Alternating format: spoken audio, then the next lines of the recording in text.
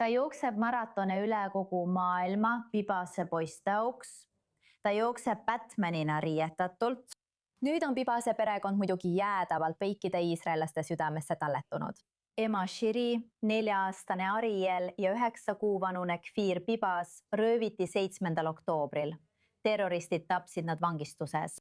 Yarden Pibas rööviti eraldi. Ta vabastati Hamasi terrorivangistusest pärast 484 päeva.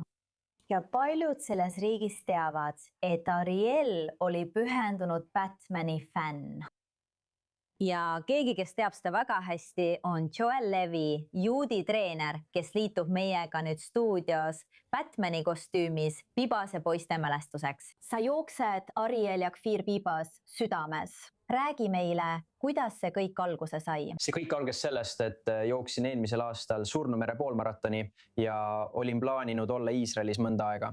Ja ma mõtlesin, et järgmine on Jeruusalemma maraton. Ja ma arvasin, kui tore oleks joosta Jeruusalemma maratoni.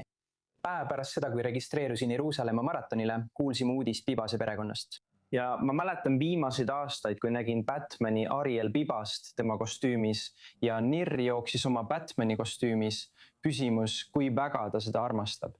See oli tõesti tähendusrikas. Ma mõtlesin, et teeme lihtsalt Jeruusalemma maratoni ära. Miks mitte tekitada teadlikkust?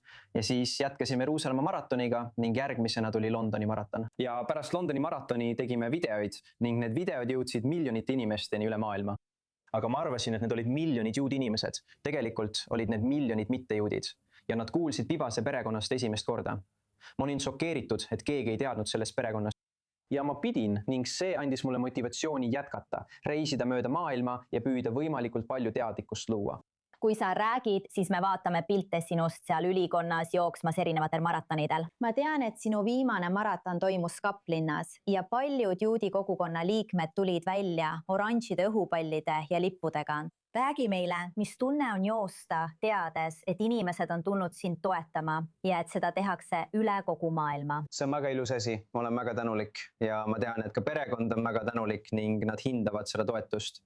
Kaplina maraton oli minu jaoks raske maraton, eriti enne maratoni. Ja ma teadsin, et see oli minu jaoks väga raske. Ja juudi kogukond tuli kokku, aga ka juudi kogukonnas sõbrad tulid kokku. See oli tõesti väga ilus sündmus. See oli, ma ei tea, see võis olla 800 kuni 1000 juuti või juutide sõpra oranžide T-särkidega, nende õhupallide ja lippudega. Ja see oli väga tähendusrikas asi, sest teisele poole maailma reisimine on üsna närvesööv asi.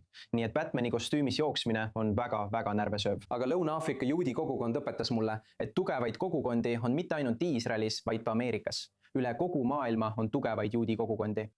Me rääkisime varem saates antisemitismi tõusust paljudes maailma paikades. Ma tean, et sa tegeled noortega paljudes maailma piirkondades.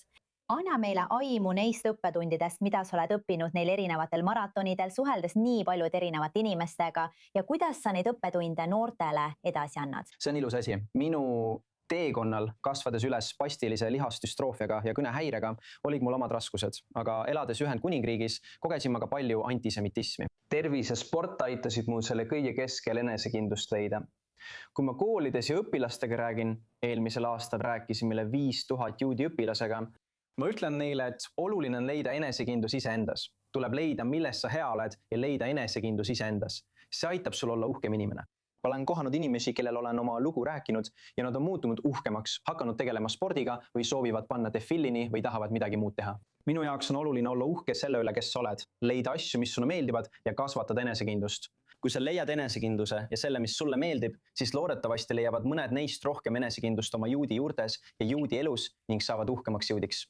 Minu jaoks ei ole asi selles, et peaksin juudi asju valjult kuulutama. See on pigem nende jõustamine loodetavasti. Kui nad leiavad oma jõu ja enesekindluse, saavad nad olla uhkemad juudid nii internetis kui ka päriselus. Milliseid erakordseid samme te astute, et austada Shiri, Ariel ja Kfir Pibase mälestust igavesti meie südames? Suur aitäh, Joel Levi! Nagu meie siin maailma osas ütleme, kol hakavood ja me hindame väga, et olete siin stuudios.